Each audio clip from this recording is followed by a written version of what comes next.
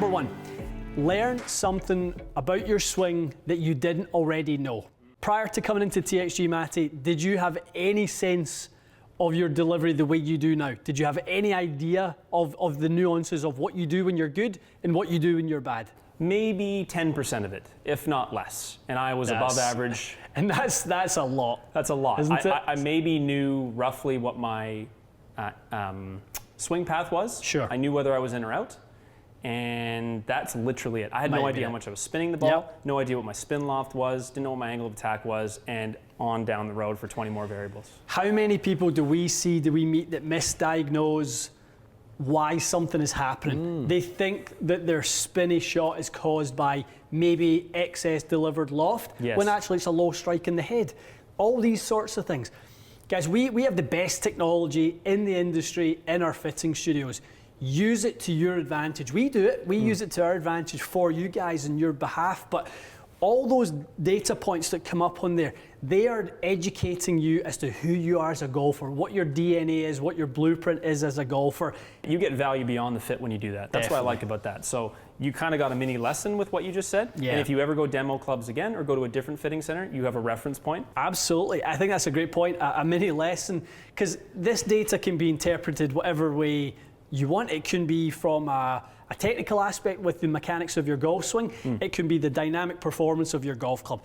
It's however the professional that you're working with wants to analyse that data and then give you obviously the feedback as a result as to what's going on. So number two, ask how the build will complement the fit. The fitting occurs, you place your order, you're going to receive a golf club. You should ask how that club is going to be built. What the tipping is going to be, what length it's going to be, what swing weight it's going to be. You guys have paid attention to us long enough, and if you haven't, probably worth diving back into some of the other videos just to see the detail and the, how much in depth we get into during the fitting process, because ultimately we're coming up with a prescription and a recommendation for the build. The build is the execution of the fit. The fit is only as good as the build. Absolutely. They are tied together. It's the head and it's the shaft, it's the fit and it's the build. They are in sync with one another. And now if I'm about to be fit with this club right here and it turns out to have great performance, when I order it from you, I want to have some peace of mind that this is going to show up. Definitely. So if I don't know anything about swing weight, if I don't know anything about a bunch of different build shot variables, and I don't even at least inquire with you, this driver here might be D3, the one that shows up might be D6, it might be C9, unless that conversation is part of it. Exactly right. You should be entitled to make sure that what you get is not going to be marginally different in any which way. It should be the same. How many times have we all heard the story of your friend telling you because they had a bad experience, if you hit one good at the demo day, ask to buy that one? Yes, I've heard that a million times. A million times. Yeah. Because there's been some bad experiences with people trying clubs and then the one they get doesn't perform the same for a few different reasons. And the build is a big one. The build is a big element of that. So I think understanding, Matty boy, the value of the build is as important as the fit itself. Point number 3, distance matters. I get a lot of times in the bay where someone will come in and say, I'm not looking to hit it further, I just want to hit it a little bit straighter. And I kind of look at that and go, okay, the reality is if you come in here, and this is, unless it's an extreme case, you can't keep the golf ball on the course. Yeah. You're losing 2 or 3 balls around, maybe more, and really accuracy is the ultimate name of the game. But that trust me, is rare that people are in that dire need or dire straits with their driving. Distance is always part of the improvement process.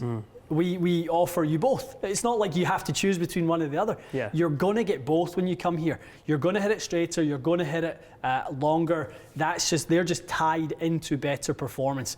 We've talked a little bit in the past about the 3-to-1 ratio. For every 3 yards of distance you gain, from a strokes gain perspective, your landing area gets a yard wider.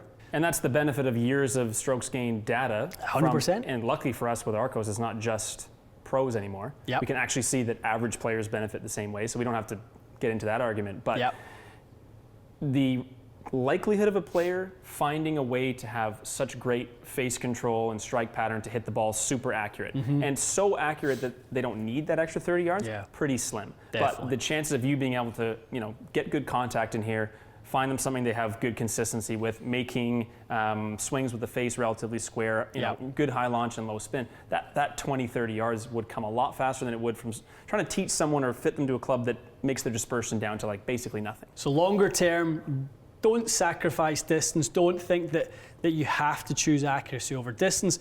The reality is your fitting session should offer you both. Yes, if it's a good one. Definitely. Exactly. Point number 4. Our most popular video, if you haven't seen it, go watch it, but I think that's unlikely at this point. Tee height. Yeah, so important. Tee height really matters, guys.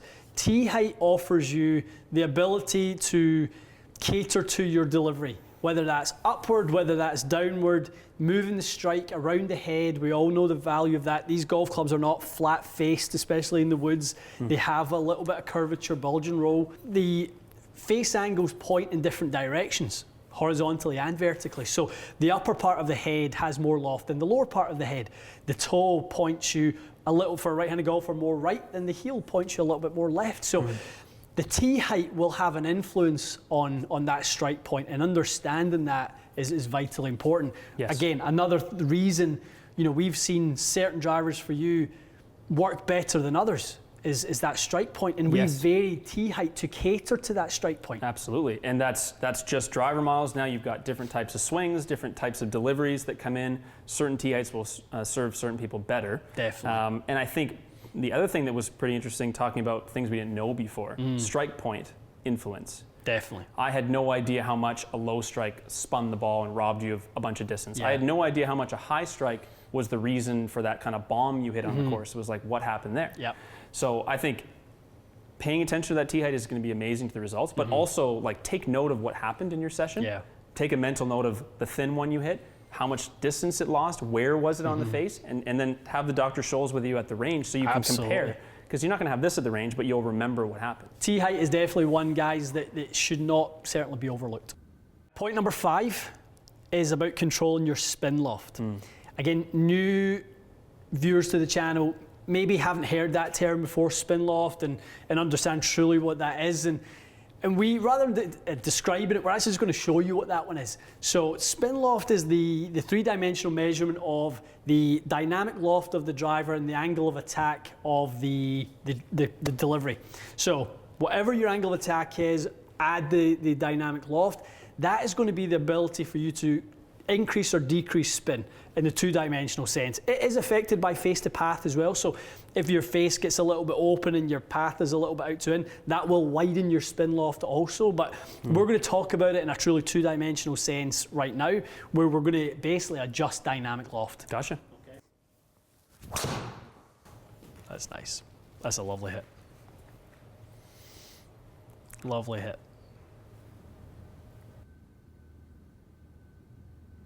Here we have Matt is 4 degrees upwards in his angle of attack, delivered 22 degrees of loft, 166 ball speed at 118. Those are phenomenal numbers. But again, those who know the channel know that 16 degrees of launch and 3,000 spin is not really where you live. In a fitting, you're going to want to understand how to manage those numbers, how to bring that launch down, how to bring that spin down, how to increase that ball speed.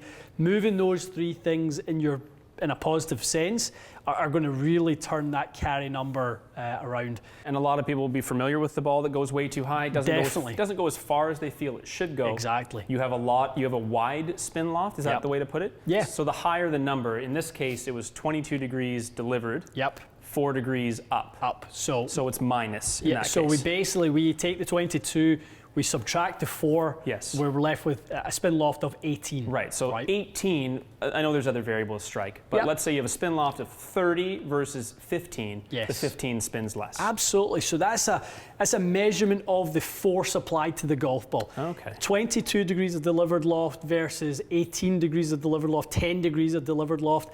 The 10 is going to be a flatter, more forceful impact than a glancing blow, which is 22. Right. That's the value on ball speed of changing that dynamic loft. Gotcha. You're going to get a more forceful blow in there.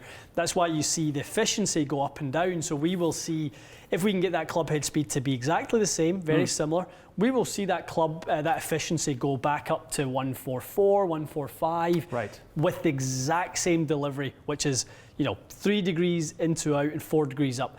We will try and simulate that as close as we can.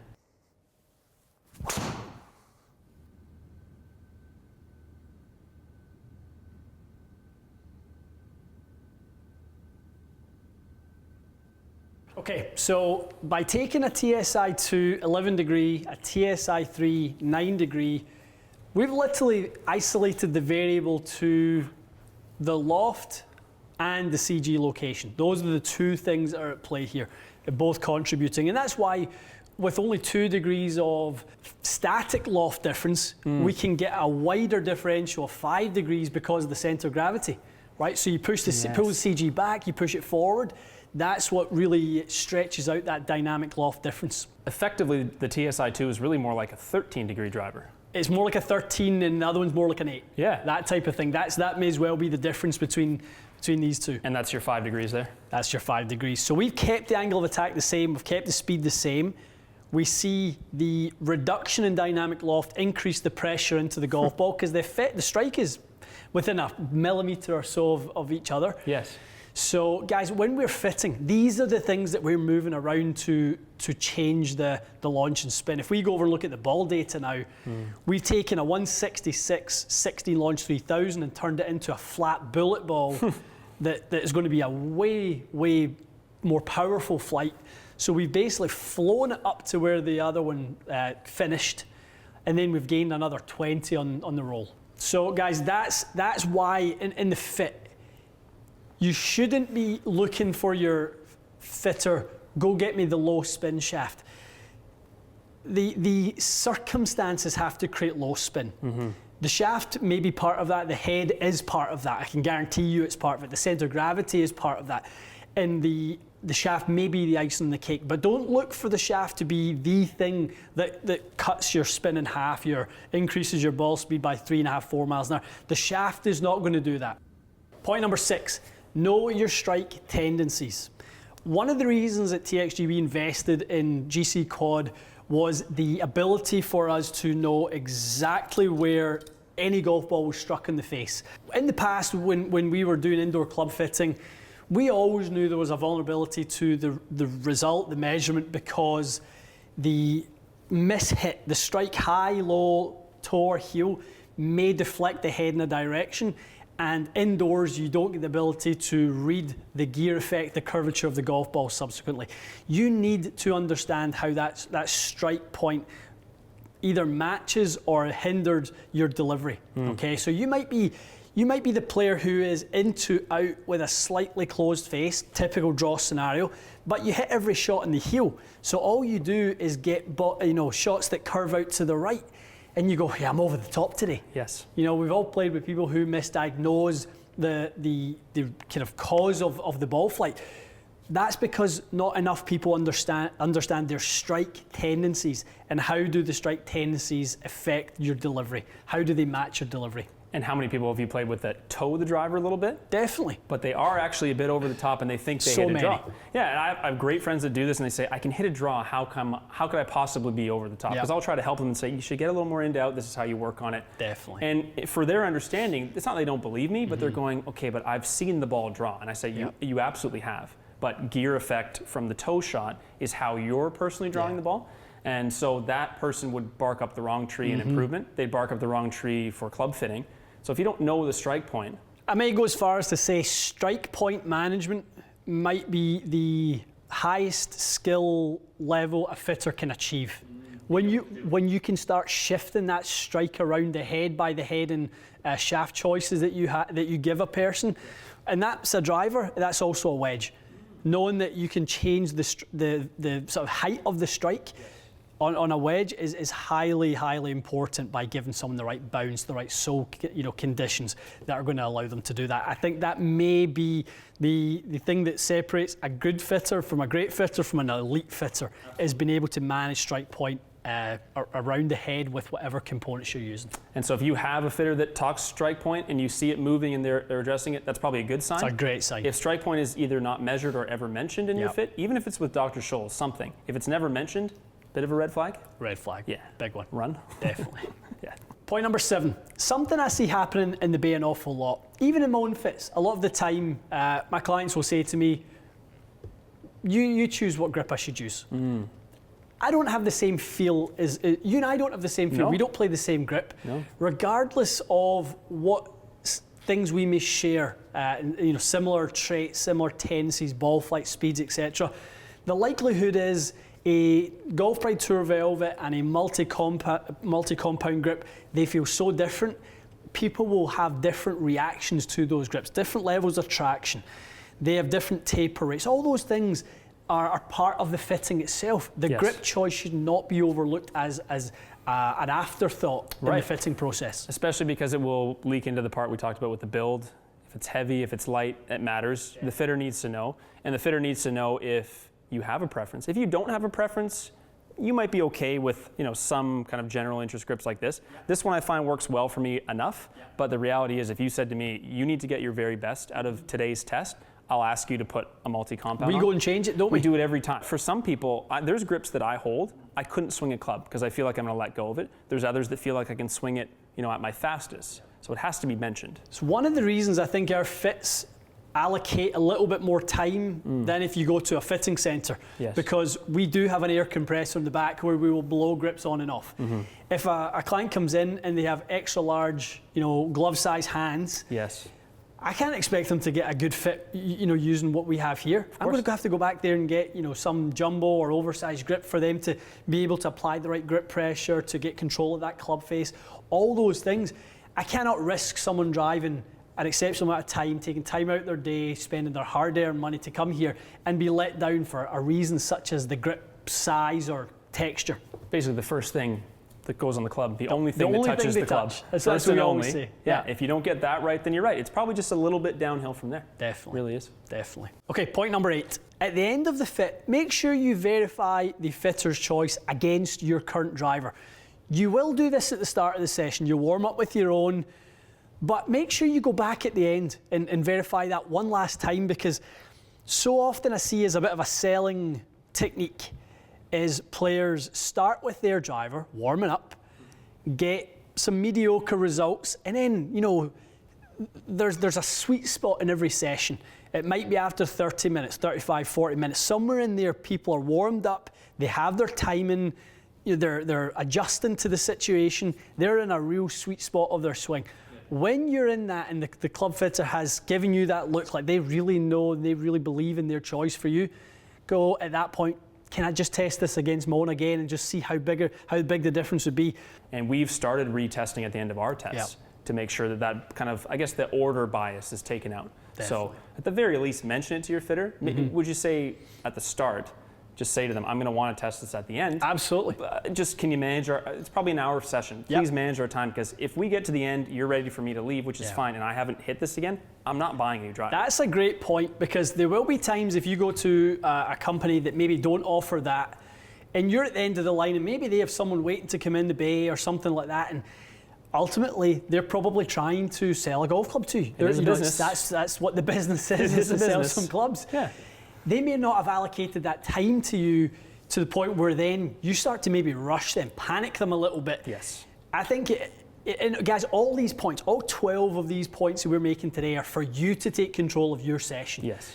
This is one of them. And I think that is such a good point you've made there, is to go in there and establish that at the end I'm going to want to test my club against the built club so that we can see in a true sense what the difference is. Number 9, fit the driver to your golf ball. Don't flip that one the other way around. Don't be asking for which golf ball will suit this driver. We fit golf balls from the green back to the tee. The putter, the wedges, the irons to a lesser degree, but specifically the scoring clubs, that putter and those wedges, that is really where you want to make the choice of which golf ball you play. To that, you may want to bring your golf ball to your fitting, to your driver fitting. You may want to, if you found a golf ball that you just love, Ask if you can use your golf ball. Ask if they have that golf ball to test. You are changing the fitter's recommendation as soon as you switch golf balls. Yeah. And I mean, unlikely it's going to get better, as you said. You'll likely go, this is not quite what I signed up for. Yeah. It's probably the easiest thing to control.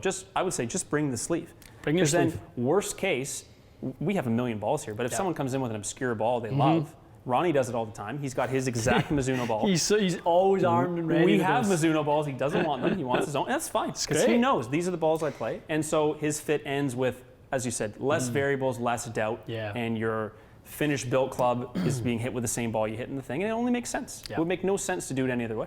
Definitely. Okay, point number 10. You're going to hit a lot of shots. A lot of data is going to be collected. Get as much of it as you possibly can. I've seen a lot of scenarios of people going for fittings and they leave with a report of 2 or 3, 4 or 5 shots. Something that really gives a tenth or something along those lines of the shots that you hit as a sort of report on how that session went. That's not the reality.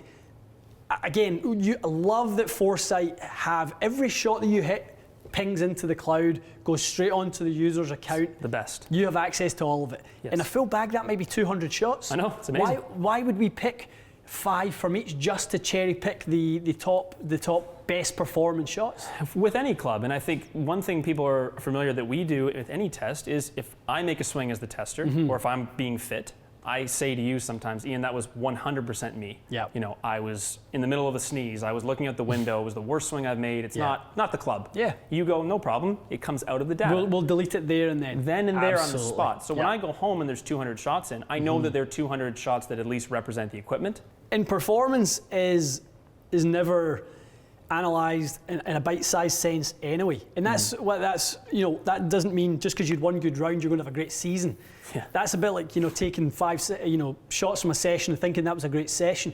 You're going to want to look at that in as wide a viewing scope as you possibly can, so that again will give you the confidence to know that when you leave, you've hit 50 great drives with that driver. It felt great on all of them. It managed the misses. The misses are as important as the good ones, because golf is never going to be straightforward and perfect. Okay, point number 11. At the end of the session, you've decided to purchase.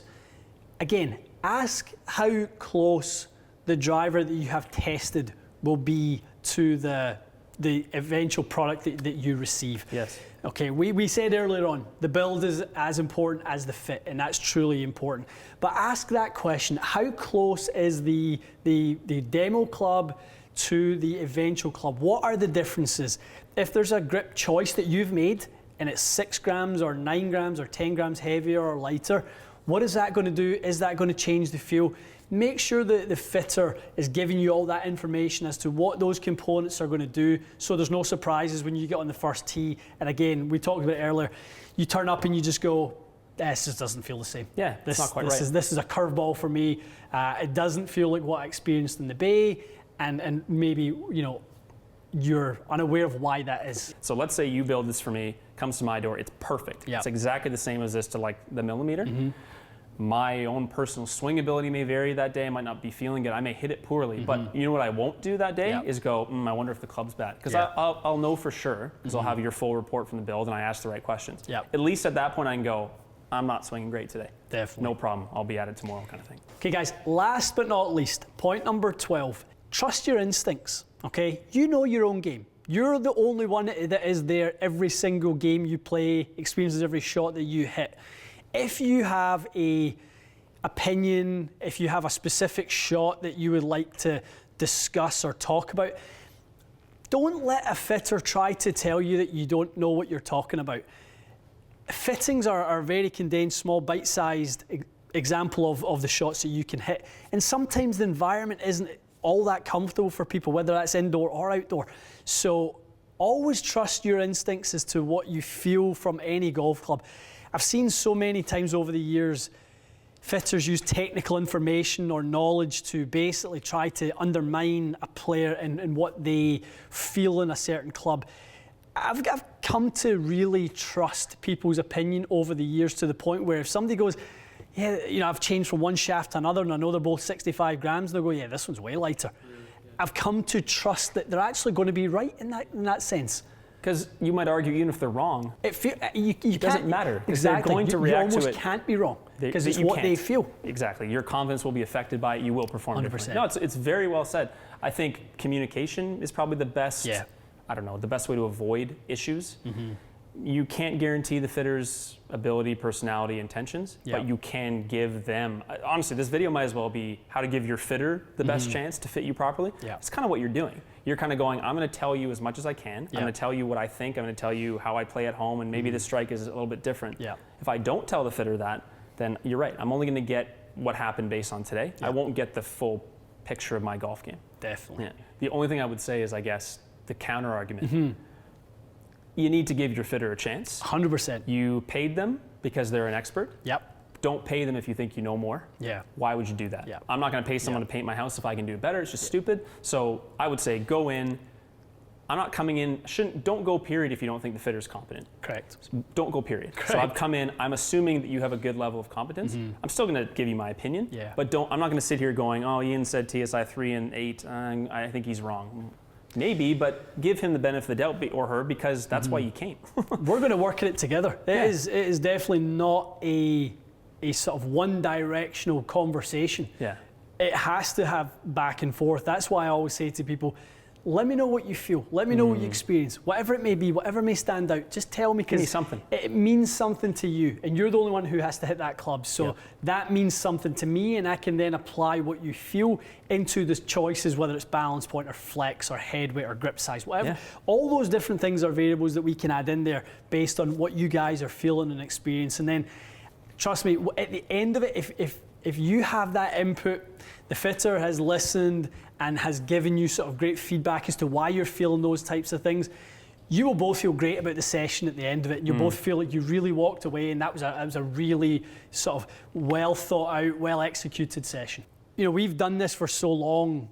We know at this point what it takes to make a really successful session, to execute the ideal driver session, and all these 12 points play their own role in that. Absolutely. No, I'm looking forward to people getting out and trying it, telling us how their session went. Give us some feedback. I mean, I hope the tips work. Yeah. But feedback is always helpful for us, because the video, I hope, will last some years, but if stuff gets added, but you just added a few points in the last few months that you wanted to do in this video, so I think it's something that will evolve over time. It always will. And whether you're a player or a fitter, you know, I think you made a great point earlier, so there might be some people watching this who can apply it to their fittings. If you're starting out in the industry and, you know, you're trying to get a handle as to how to execute a really professional club fitting session, you could do far worse than apply these 12 things. And, you know, while you're getting to grips with it, have a little cheat sheet, tick them off.